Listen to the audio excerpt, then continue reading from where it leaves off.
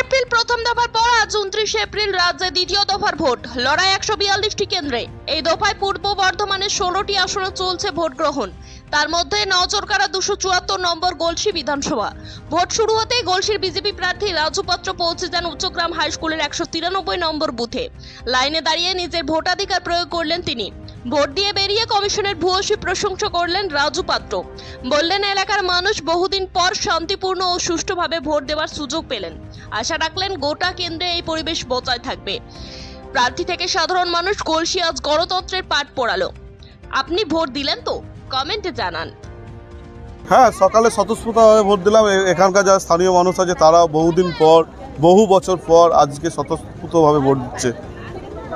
নির্বাচন কমিশনারকে অসংখ্য ধন্যবাদ ফোর্স রেডি রাখার জন্য এবং মানুষকে সচেতন করেছেন যেভাবে মানুষ ভোট দিচ্ছে ভালো কিছু একটা হবে।